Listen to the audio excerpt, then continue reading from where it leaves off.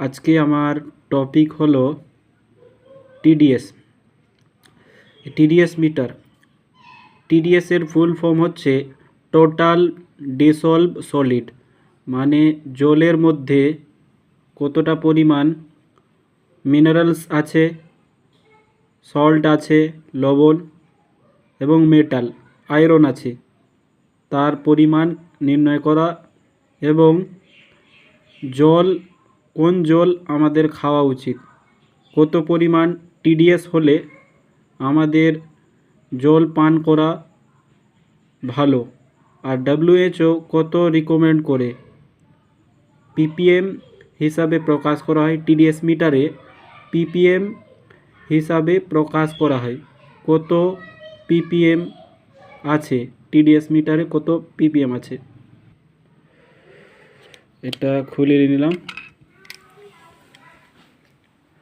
এটা দুটো গ্লাস আছে, দুটো গ্লাসে এটা হচ্ছে সোলার ওয়াটার পাম্পের জল আমাদের, আর এটা হচ্ছে আমাদের নলকূপের জল।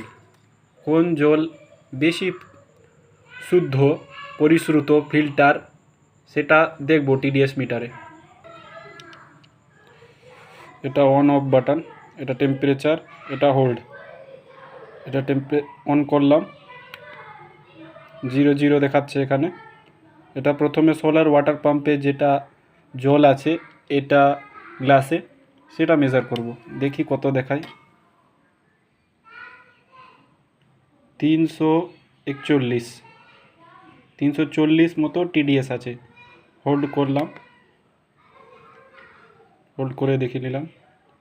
এটার আছে 339 পিপিএম।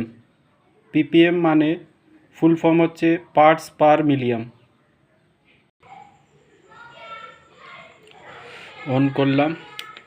এবার মাপবো আমাদের বাড়িতে যে নলকূপ আছে, নলকূপের জলের টিডিএস।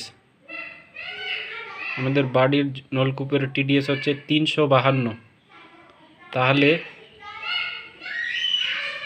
এই জলের তুলনায়, অর্থাৎ আমাদের বাড়িতে যে জল আছে নলকূপের, সেই জলের তুলনায় এর টিডিএস ভালো, কারণ এর টিডিএস এসছে 339 এবং এর টিডিএস এসছে 352।